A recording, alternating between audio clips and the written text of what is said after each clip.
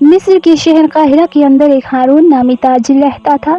یہ بہت ہی لالچی انسان تھا۔ دینار کمانے کی خاطر یہ ہر گھٹیا کام کر لیتا تھا۔ یہ جتنی رقم بھی کماتا عیاشیوں میں اڑا دیتا اور پھر دوبارہ کاروبار کرنے کے لیے دیگر تاجروں سے قرضہ لیتا۔ قرضہ بھی کھا جاتا لیکن واپس لوٹانے کا نام تک نہ لیتا تھا۔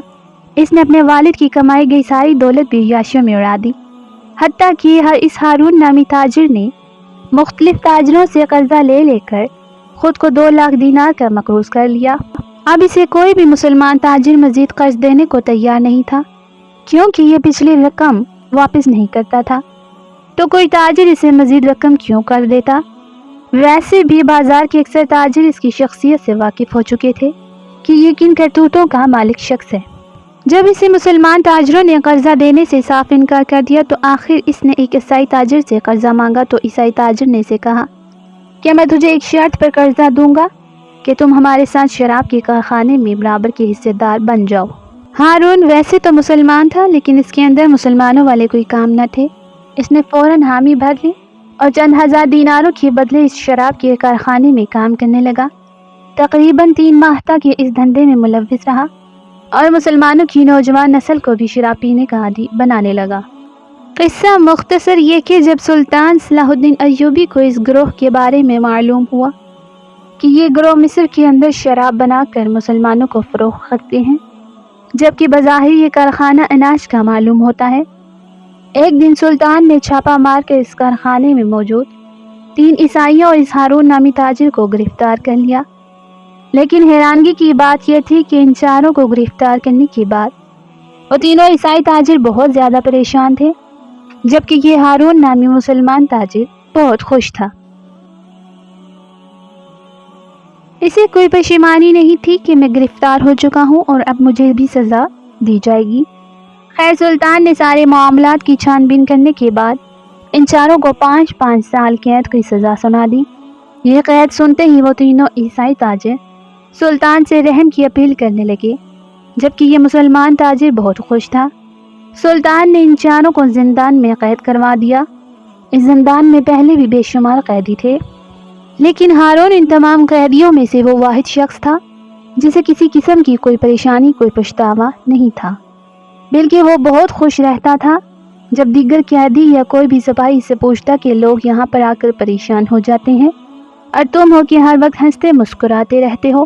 ہارون نے کہا کہ اس میں بھی ایک راز ہے جو کہ میں تمہیں نہیں بتا سکتا، بس تم لوگ یہی سمجھو کہ میں نے غلطی کی، سو میں اس کی سزا پا رہا ہوں۔ حتیٰ کہ چند سپاہیوں نے یہ خبر سلطان صلاح الدین ایوبی رحمۃ اللہ علیہ تک پہنچائی کہ پورے زندان میں واحد ہارون نامی وہ تاجر ہے جو کہ بہت خوش ہے، جسے کسی قسم کی نہ ہی کوئی پریشانی ہے اور نہ ہی اپنے گناہ پر پچھتاوا۔ سلطان نے سپاہیوں سے کہا کہ تم نے ہارون سے پوچھا نہیں کہ وہ زندان میں آ کر اس قدر خوش کیوں ہے؟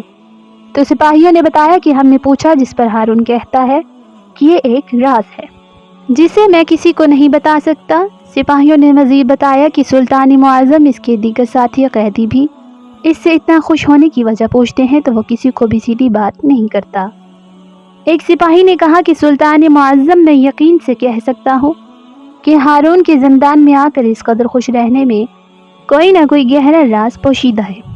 لیکن یہ بھی ایک اٹل حقیقت ہے کہ قیدیوں اور سپاہیوں کے پوچھنے کے باوجود بھی وہ کسی کو سچ بتانا نہیں چاہتا، حتیٰ کہ اس کے ساتھی قیدی بھی اس کو اس حال میں دیکھ کر بہت زیادہ حیران و پریشان ہوتے ہیں کہ یہ ایسا شخص ہے کہ قید میں آ کر خوش ہو رہا ہے، جبکہ ہر شخص اس قید سے نکلنے کی تدبیر سوچتا رہتا ہے۔ سپاہیوں سے ساری گفتگو کرنے اور سننے کے بعد سلطان صلاح الدین ایوبی نے کہا کہ خیر، میں اس کا کوئی نہ کوئی طریقہ نکالتا ہوں جس سے ہارون اس راز سے پردہ اٹھا دے۔ کافی سوچ بچار کے بعد آخر سلطان صلاح الدین ایوبی اس نتیجے پر پہنچے کہ وہ خود بھیس بدل کر ایک قیدی کی شکل میں اس زندان میں قید ہوں گے اور ہارون نامی اس تاجر سے خوش رہنے کے بارے میں سارا راز جان سکیں گے۔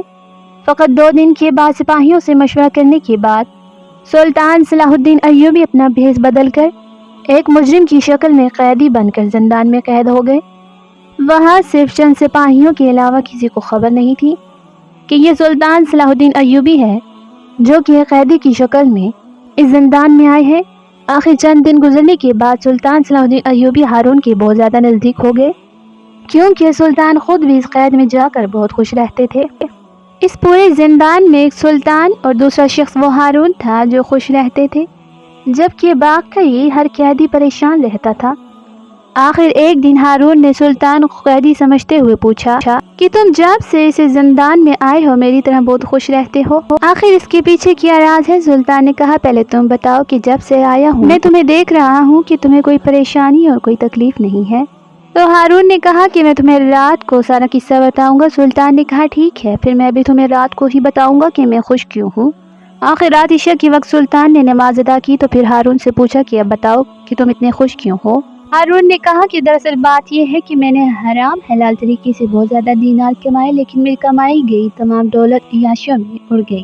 پھر میں نے مختلف تاجروں سے قرض لینا شروع کر دیا۔ میں نے کم و بیش 10 تاجروں سے قرضہ لیا ہے اور اسے کھا چکا ہوں۔ اب وہ قرضہ لوٹانے کی مجھ میں سخت نہیں تھی اور نہ ہی میں لوٹانا چاہتا ہوں۔ مجھ سے جب بھی کوئی تاجر اپنی رقم کا تقاضا کرتا تو میں کوئی نہ کوئی بہانہ بنا دیتا، حتیٰ کہ آخر میں نے ان عیسائیوں کے شراب کارخانے میں کام کرنا شروع کر دیا، جہاں سے مجھے اچھی خاصی رقم ملتی تھی، جس سے میرے عیاشیوں والی پرتعیش زندگی سکون سے گزر رہی تھی۔ لیکن ایک دن سلطان نے چھاپا مار کر مجھے میرے ساتھیوں کو گرفتار کر لیا۔ رہی بات کہ میں خوش کیوں ہوں، وہ وجہ یہ ہے کہ میں نے 2 لاکھ دینار کا قرضہ لیا ہے اور لوگوں کو واپس لوٹانے کے بہانے بتا بتا کر میں تھک چکا تھا، حتیٰ کہ چند تاجروں نے تو مجھے گالیاں تک دی۔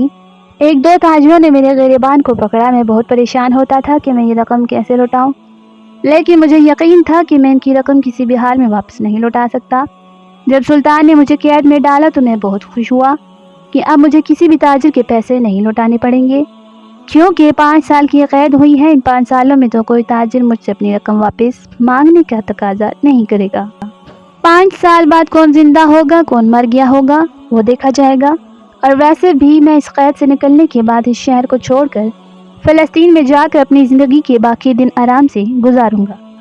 یہ سن کر سلطان کو بڑا عجیب سا لگا۔ پھر خیر، ہارون نے سلطان سے پوچھا کہ اب تم بتاؤ کہ تم اتنا خوش کیوں رہتے ہو۔ سلطان نے کہا کہ میں سلطنت کا سلطان صلاح الدین ایوبی ہوں، میں اس لیے خوش ہوں کہ میں تمہارے راز کو جان چکا ہوں۔ یہ سنتے ہی ہارون کے سر پر گڑھے پڑنے لگے۔ وہ فوری سلطان کے قدموں میں گر گیا اور کہا کہ مجھے معاف کر دیجئے۔ سلطان چاہتے تو اسے مزید سخت سزا دے سکتے تھے، لیکن پھر سلطان نے زندان کے تمام قیدیوں کو اکٹھا کیا اور ہارون اور اپنے راز کے بارے میں بتایا کہ میں کوئی قیدی نہیں بلکہ سلطان ہوں۔ اور یہی بات کہ ہارون اتنا زیادہ خوش کیوں تھا، وہ ساری بات بھی ان تمام قیدیوں کی گوش گزار کی، اور پھر کہا کہ اے ہارون، تم اس لیے خوش ہو کہ تم 10 تاجروں کے 2 لاکھ دینار واپس نہیں کرنا چاہتے، اور جب تک تم اس زندان میں ہو تو تمہیں کوئی تنگ بھی نہیں کرے گا۔ تم ایک مسلمان ہو اور مجھے تمہاری سوچ پر بہت زیادہ شرمندگی ہو رہی ہے کہ ہم سب نے کسی نبی کا کلمہ پڑھا ہے۔ یہ مجھے بتانے کی ضرورت نہیں ہے۔ اگر ہمارے نبی کریم صلی اللہ علیہ وآلہ وسلم کے پاس کسی قرضدار کا جنازہ تک لے جایا جاتا تو آپ اس کا جنازہ تک نہ پڑھاتے، بلکہ پہلے اس کے قرض اتارنے کا بندوبست کرتے۔ اے ہارون، تم کتنے بدبخت انسان ہو کہ تم جان بوجھ کر تاجروں سے قرض لیتے ہو اور خوش اس بات پر ہو کہ 5 سال سکون سے گزر جائیں گے۔ کیا تمہیں موت یاد نہیں آتی؟ کیا تم نے مرنا نہیں ہے؟ تم اپنا یہ قرض کسی بھی چالاکی کے ساتھ یہاں پر چلو ادا نہیں کرو گے تو آخرت میں تمہارا کیا بنے گا؟ ایسی عیاشی والی زندگی کا کیا فائدہ کہ جس سے دنیا بھی خراب ہو، دنیا میں بھی تمہارا اعتبار، تمہاری عزت ختم ہو جائے اور آخرت میں بھی تم سخت سزا کے حقدار ٹھہرو۔ کیا تمہیں نہیں پتا کہ قرضہ کتنا بڑا گناہ ہے؟ تمہاری جو بھی سوچ ہو، لیکن تم یہ تو سمجھتے ہو کہ ہم سب نے یہ دنیا چھوڑنی ہے۔ مرنے کے بعد تمہیں دنیا والے بھی ذلیل جانیں گے اور اللہ کی بارگاہ میں بھی تم کڑی سزا کے مستحق ٹھہرو گے۔ ابھی سلطان بول ہی رہے تھے کہ ہارون تاجر دھاڑے مار مار کر رونے لگا اور کہا کہ جو بات مجھے پچھلے 20 سالوں میں سمجھ نہیں آئی وہ آپ نے مجھے چند لمحوں میں سمجھا دی۔ میں معافی چاہتا ہوں، مجھے معاف کر دیجئے۔ میں اپنی موت کو بھول بیٹھا تھا۔ میں اتنے قیدیوں کے سامنے وعدہ کرتا ہوں کہ میں جب بھی اس قید سے رہائی پاؤں گا تو میں اپنے تمام تاجروں کو 1-1 دینار واپس کروں گا۔ اور پھر بالکل ایسا ہی ہوا۔ 5 سال کی جگہ ان قیدیوں کو 2 سال بعد سلطان صلاح الدین ایوبی نے رہائی دے دی۔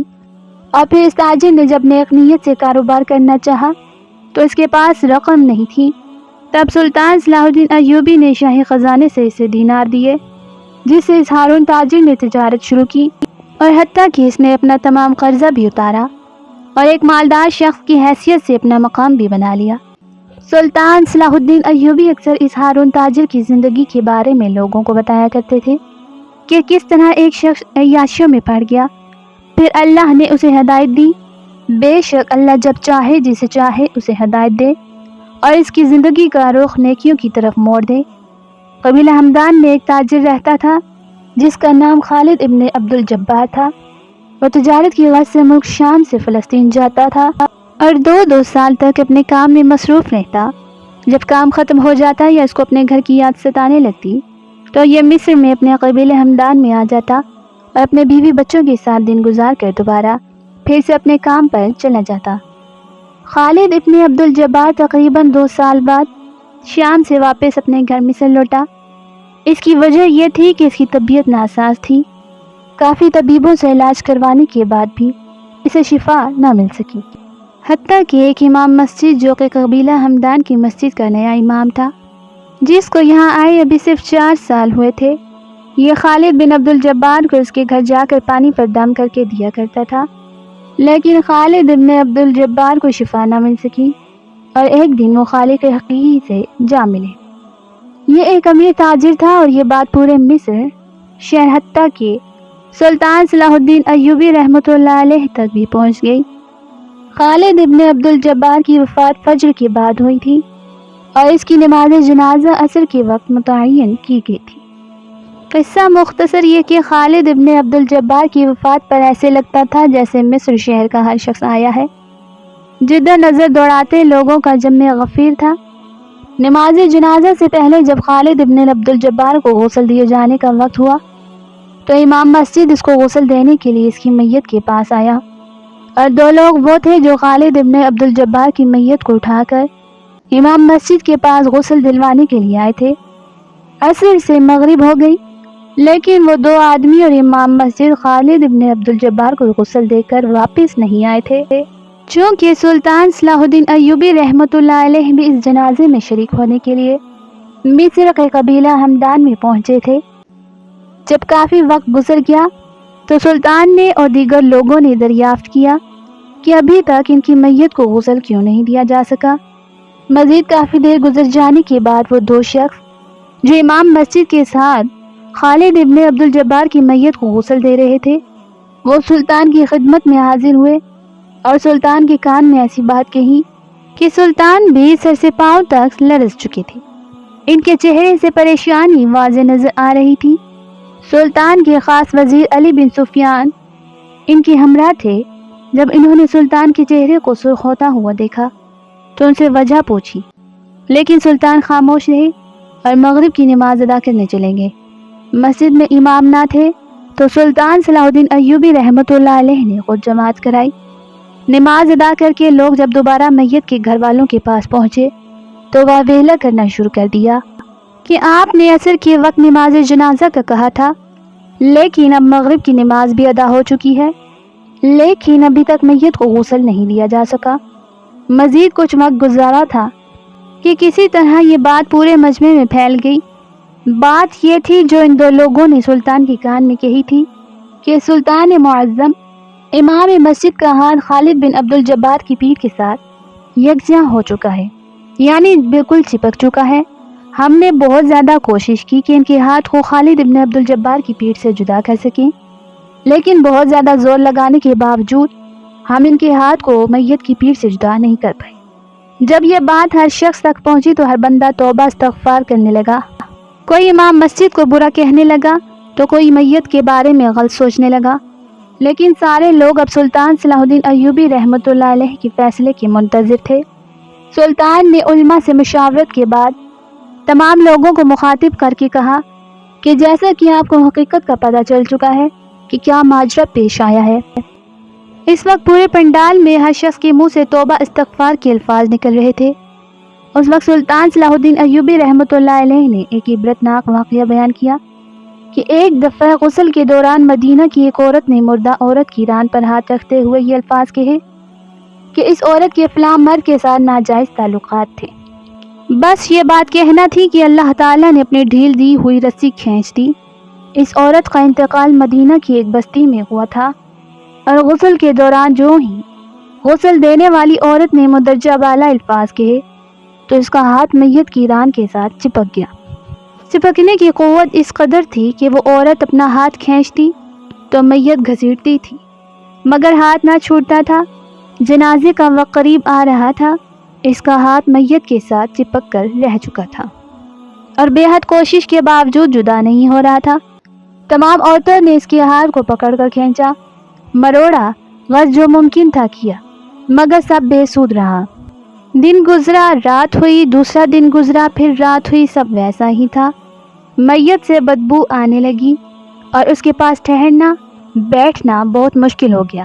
مولوی صاحبان، قاری صاحبان اور تمام اسلامی طبقے کے مشاورت کے بعد طے ہوا کہ غسال عورت کا ہاتھ کاٹ کر جدا کیا جائے اور میت کو اس کے ہاتھ میں دفنا دیا جائے، مگر اس فیصلے کو غسال عورت اور اس کے خاندان نے یہ کہہ کر رد کر دیا کہ ہم اپنے خاندان کی عورت کو معذور نہیں کر سکتے، لہٰذا ہمیں یہ فیصلہ قبول نہیں۔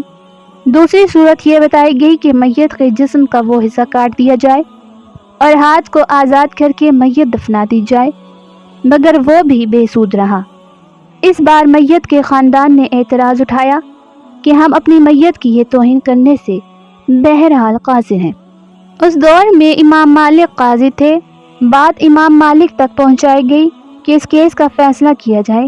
امام مالک اس گھر پہنچے اور صورتحال بھانپ کر غسل دینے والی عورت سے سوال کیا اور پوچھا، اے عورت، کیا تم نے غسل کے دوران اس میت کے بارے میں کوئی بات کہی؟ غسل دینے والی عورت نے سارا قصہ امام مالک کو سنایا اور بتایا کہ اس نے غسل کے دوران باقی عورتوں کو کہا کہ اس عورت کے فلاں مرد کے ساتھ ناجائز تعلقات تھے۔ امام مالک نے سوال کیا، کیا تمہارے پاس اس الزام کو ثابت کرنے کے لیے گواہ موجود ہیں؟ عورت نے جواب دیا کہ اس کے پاس کوئی گواہ موجود نہیں۔ امام مالک نے پھر پوچھا، کیا اس عورت نے اپنی زندگی میں تم سے اس بات کا تذکرہ کیا؟ جواب آیا، نہیں۔ امام مالک نے فوری حکم صادر کیا کہ اس غسال عورت نے چونکہ میت پر تہمت لگائی ہے، لہٰذا اس کو حد مقرر کے مطابق 80 کوڑے لگائے جائیں۔ حکم کی تعمیل کی گئی اور 70 بھی نہیں، 75 بھی نہیں، 69 بھی نہیں، پورے 80 کوڑے مارنے کے بعد اس عورت کا ہاتھ میت سے الگ ہوا۔ یہ سارا واقعہ جب تمام لوگوں کے سامنے سلطان نے بیان کیا تو اس کے بعد چند علماء کرام کے ساتھ میت اور غسل دینے والے امام مسجد کے پاس پہنچے اور اس امام مسجد سے کہا کہ کیا تم نے غسل کے دوران اپنے ساتھ موجود 2 مردوں کو جو بات کہی، تمہارے پاس اس کا کیا ثبوت ہے؟ تو امام حضرت رونے لگے۔ پھر سلطان نے کہا، کیا تمہارے پاس کوئی گواہ ہے؟ تو امام حضرت خاموش رہا اور اس کی آنکھوں سے آنسو زار و قطار نکلے جا رہے تھے۔ پھر سلطان نے اس سے کہا کہ جو بات تم نے اپنے ساتھ موجود غسل دینے والے 2 مردوں سے کہی، وہ بات ہمیں بھی کہو۔ امام حضرت نے روتے ہوئے کہا کہ سلطان معظم، خالد ابن عبد الجبار یعنی کہ جس میت کو میں غسل دے رہا ہوں، یہ بہت زیادہ بیمار ہو چکا تھا اور میں اس کے گھر پانی دم کر کے اور تعویذ وغیرہ دینے کے لیے جایا کرتا تھا۔ ایک دفعہ میں اچانک بغیر دروازہ کھٹکھٹائے اس کے گھر میں داخل ہوا تو ایک غیر محرم عورت اور خالد ابن عبد الجبار اپنے کمرے سے باہر نکلے تو مجھے شک نہیں، یقین سا گزرا کہ یہ اندر کوئی برا فعل کر رہے تھے، کیونکہ یہ نامحرم عورت تھی، اس کی بیوی اور بچے میکے گئے ہوئے تھے۔ بس اس کے علاوہ میرے پاس کوئی ثبوت نہیں، کوئی گواہ نہیں۔ پھر امام مسجد روتے ہوئے کہنے لگا، لیکن اب مجھے یقین ہو گیا ہے کہ ان دونوں کے درمیان کوئی اور رشتہ تھا، لیکن میں نے غسل دیتے وقت یہ بات غلط کی ہے جو کہ گناہ کے زمرے میں آتی ہے، اور میں نے خالد ابن عبد الجبار پر تہمت لگائی ہے۔ میں اللہ سے معافی چاہتا ہوں۔ اس کے بعد سلطان صلاح الدین ایوبی رحمۃ اللہ علیہ نے اس امام حضرت کو 80 کوڑے لگانے کی سزا دی اور عین 80 کوڑے پورے ہونے کے بعد امام مسجد کا ہاتھ خالد ابن عبد الجبار کی پیٹھ سے الگ ہو گیا اور اس وقت تک امام 80 کوڑے کھا کر بالکل بے ہوش ہو چکے تھے۔ اس سارے واقعے کے بعد نماز عشاء کی سلطان نے جماعت کرائی۔ نماز ادا کرنے کے بعد خالد ابن عبد الجبار کی میت کا جنازہ ادا کر کے اسے دفن کر دیا گیا۔ یہ واقعہ پورے مصر فلسطین میں آگ کی طرح پھیلا اور اس کے بعد لوگ بہت زیادہ ڈر چکے تھے۔ جنازہ ادا کرنے کے بعد سلطان صلاح الدین ایوبی نے تمام لوگوں کو مخاطب کرتے ہوئے کہا کہ کسی پر بھی بہتان نہ باندھو، کسی پر بھی تہمت لگانے سے پہلے 1000 مرتبہ سوچو۔ اگر تم کچھ برا فعل کسی بھی شخص کا دیکھ بھی لو تو اسے راز رکھو، بے شک اگر تم ایسا کرو گے تو اللہ تمہارے بھی راز رکھے گا اور تمہارے گناہوں پر پردہ ڈالے رکھے گا۔